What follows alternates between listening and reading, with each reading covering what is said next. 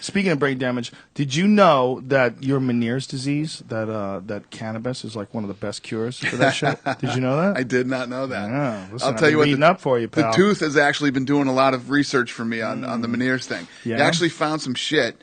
I'm seeing all these doctors and stuff. And Nick, Well, tell folks who don't know what we're talking about. You've had this issue for how many years now? So what happened was when I was 21 years old, I lived in Boston, and I got jumped one night at this bar, and these dudes beat the living shit out of me for about a good 20 minutes.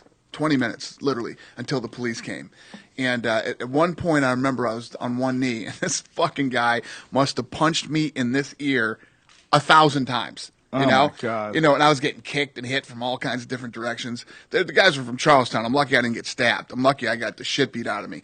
So after that happened, my ear rang for months. I mean, fucking loud to where I couldn't sleep and stuff like that. So I went to the doctor and they said, yeah, you have permanent hearing loss and damage to that ear and everything else. So no big deal.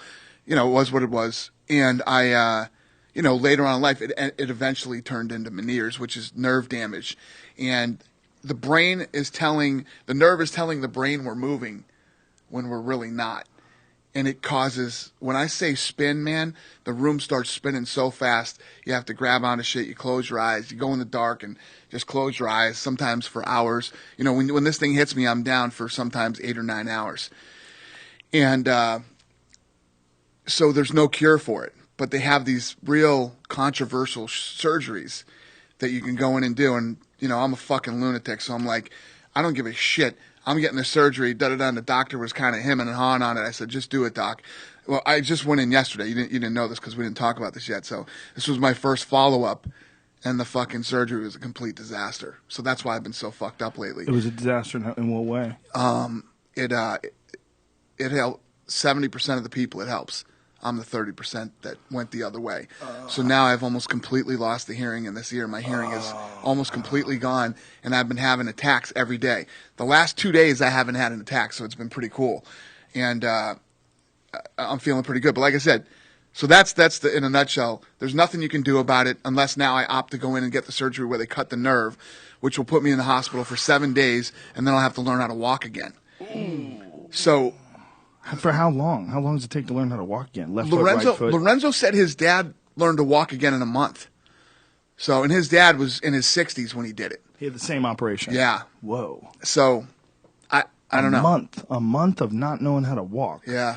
And then depth perception, like picking things up like this. Whoa. Yeah. Yeah, people don't realize how much the ear is related to equilibrium. That's why when guys get punched sometimes, you see in a fight or kicked, they get, their equilibrium goes, and it's an ear injury, an inner ear injury. And sometimes eardrums get popped.